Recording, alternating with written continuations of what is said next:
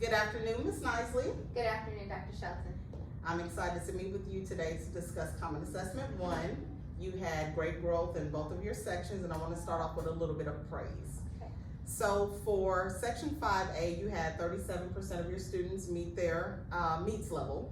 That's improvement from the Power DOL at week 6, where you had 15% in the meets, and then 33% of your students in 5B reached their meets level as well. So all of that to say you're killing it right now. You've rehearsed hard in PLCs, you've been studying your content, and it's showing up in your data. I'm so proud of you for doing that work on behalf of kids. Thank you. So what we're gonna do in the next 10 to 15 minutes is we're gonna go through your data to dive in a little bit deeper and determine what are your next steps to reach campus goals.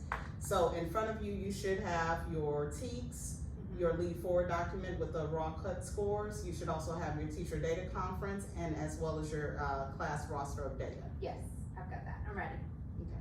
All right, so let's start off with domain 1, which is student achievement. Okay. We're gonna work on section 5A, so let's refresh ourselves on the math department goal. What is our goal for domain 1? Okay, so by the end of the year, we're supposed to have an overall domain 1 of a 54. We're gonna say that 75% of our students are at the approaches level, 50% of our students are at the meets level, and 36% of our students need to be at the master's level. Okay. And then let's look at your particular section 5A, and let's write down those percentage of students reaching approaches, meets, and masters, and what that domain 1 is. Okay, so I had 27 students that tested in this section, and I had 2, 4, 6, 8, 10, 12,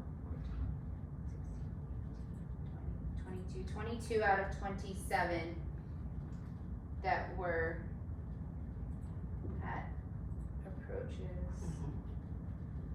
22 out of 27, so I got 81%. Yes.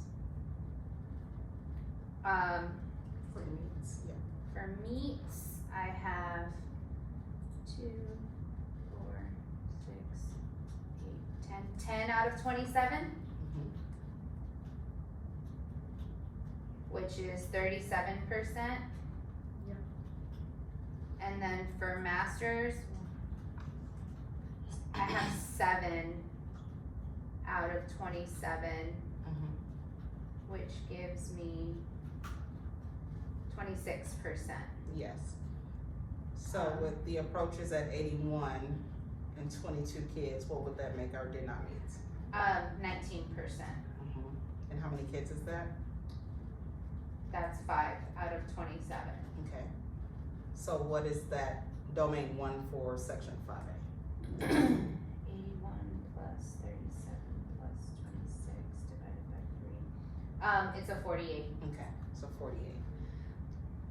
So now what I want you to do, now that we have this, I want you to calculate the difference between the two, like with plus and minus signs Okay. in each band.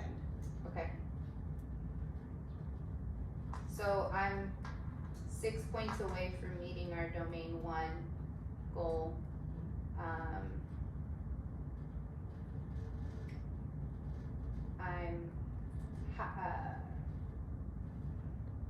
I have like 6 points more in the do not meet, which I mean my do not meets is lower than what our campus goal is.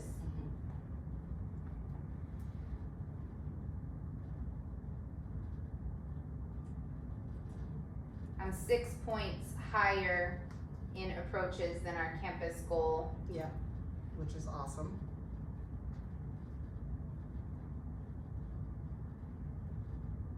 I'm 13 points short in meets, and I'm 10 points short in masters. Okay. And so we'll talk about those opportunities, but next we'll dive into domain 2A growth. Okay. All right, Ms. Nisley, let's dive next into domain 2A, which is our growth measure. What was the math department's goal for domain 2A? Okay. By the end of the year, we should be at an 82. Okay. So let's look at 5A's performance. What did 5A receive for growth?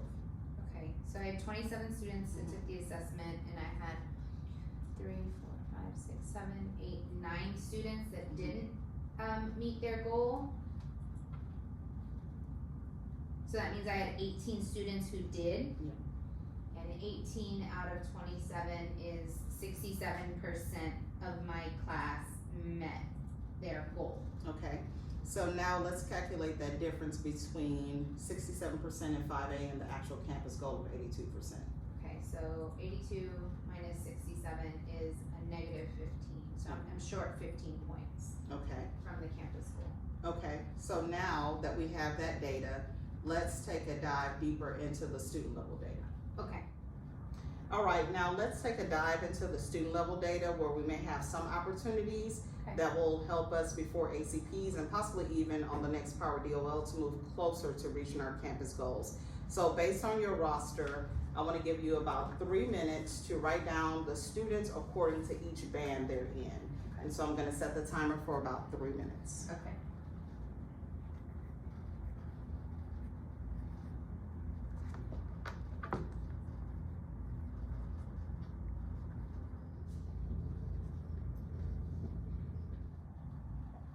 Okay, Ms. Nisley, now that you've taken the time to actually write the students in each band, I want us to take time to focus on growth. I want you to take about 30 seconds to highlight the students who did not reach their growth goals. Okay.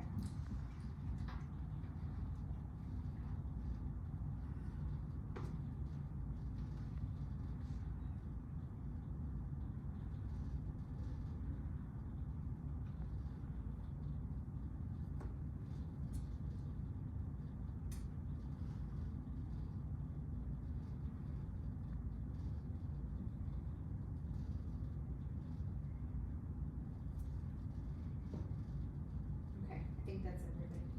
Okay, so based on those highlights, what do you notice about your growth data? I noticed that even though I had a lot of students that fell into the approaches bucket, I still had a low percentage of my students hitting their growth goal overall. Okay. So now, with that thought in mind, because you had pretty good data, I want us to think about the meets and masters level. Okay. And so we have our cut scores in front of us for meets and masters, right? Mm-hmm.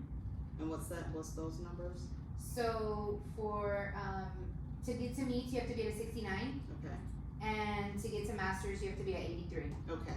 So with that in mind, I want you to look at your data to see if there are 5 students we could actually move to meets and masters because those students were close.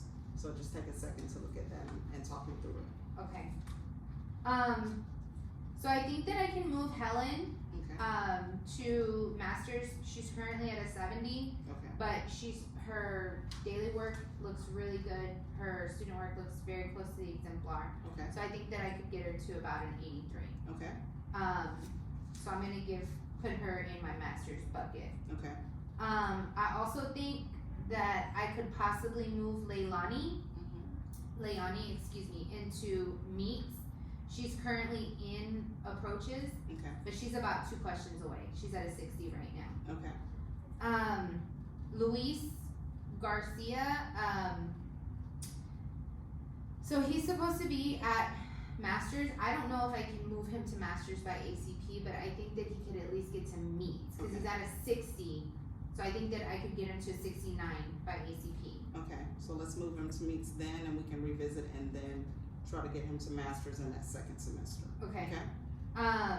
Alberto, he's only 3 points away from masters, Yeah. so I think that I can move him into masters. And then Juliet, I think that I could move Juliet from approaches. She's at a 60 to meets, Okay. which is a 69. Okay.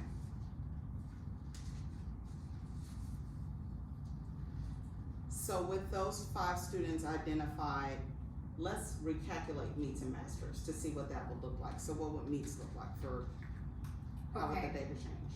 So that would take my meets. Well, my approaches will stay the same because I'm not moving anybody there. But my meets, I would go from 10 out of 27 students to 13 out of 27 students, which gives me a 48%, 48% of my students. Yeah. And then since I'm moving 2 into the master's bucket, then that would give me 9 out of 27, which would take me to 33%. Okay. Good. So that definitely changes the data. So now that we have that information, let's look at how we can make this happen with your action steps. What can we do to improve the data? Okay. All right, Ms. Nisley, let's look at how we can actually do this and make this happen. So we're gonna look at our action steps moving forward. So let's start off with the students who did not meet. What can we do to support those students? So I think that my action step for my did not meet students would definitely be focusing on that computational and numerical fluency. Okay. I noticed that the SE that they really struggled the most with was 5-3K, Okay. which is adding and subtracting those positive rational numbers. Mm-hmm. And we're gonna pull them during tutoring, and work with them on that standard. So does this address the gap in student work from Common Assessment 1? Yes, because what I noticed was they had to add and subtract larger numbers with larger digits, so like 6 or 7 digits. Okay. So I think if we scaffold it back a little bit, get them fluently working with numbers that have 4 or 5, well, probably 4 digits first, then 5 digits, we can build upon that gap. Okay, and so that's taking place after school. After school, yeah, and we're gonna use Star Ready for this. Start ready for that. Mm-hmm. What about our students for approaches? What are we gonna do to support the growth of our approaches students? I think that my students that are at the approaches level, I really think that they just need some additional at-bats. Okay. That SE 5-3K definitely still applies, Mm-hmm. but I also noticed that a lot of them also struggled with 5-4F, Okay. which is to simplify numerical expressions up to 2 levels of regrouping. Yeah. So my plan for them was to pull them to the small group table and to really be intentional about pulling those approaches kids to give them those additional at-bats. And I'll likely use motivational math for that one. Motivational math. So did not meets for after school program, and then approaches for small group, and you'll work on the gap with both of those with 2 different resources. Yes. So let's look at our meets and master students, which is normally the harder push, right? So what are we gonna do to support our students in meets and masters to push them to reach those goals? Yeah, so my meets and masters, I really did spend some time trying to figure out how I could get them to that next level, you know, because they're already doing great work. So one of the things that I tied this into was utilizing our quality work criteria chart. So in our lessons and in our day-to-day teaching, we use a lot of diagrams or pictures or strip diagrams, Right. and we have students write the equation. But I would like to have them use more components of the quality work criteria chart in their work. Okay. So I'd like to see them apply the SEs to real world situations, and I'd like to also see them provide some written explanations about how they were able to solve those problems. Okay, so let me ask this, are these the fast finishers? Yes, so normally my meets and masters students are the students that would finish a little earlier. Mhm. So prior to allowing them to do this, I would check their work like against my exemplar Okay. to make sure that it looked like the exemplar Okay. before you were able to do the additional or the level up, the high level work. Okay. And this can take place, we know at least after the DOL, Mm-hmm, possibly the UDO? correct. Okay. So using that quality work criteria for them. So I feel like I heard a little bit of 2 things. I heard a little bit of they finished early, so that's something they can do after the UDO and DOL. But I also heard a little bit of feedback for learning as well, as Yes. you go around to check for them in particular, their work and pushing them a little further. Yes. Okay. All right, Ms. Nisley, you said a lot of great things. I love your ideas. So what is the timeline to get this done? Well, I definitely think that I can get you this data by ACP. I think that our kids can do it. All right. I do know that we will be taking 2 more Power DOLs. Okay. We'll take So quarter, that's a quarter 2, week 3, checkpoint. Okay. and then we'll also take quarter 2, week 6. Okay. So we can hopefully see that we're moving in the right direction. Yeah, so I would love to just check in after those 2 checkpoints. Okay.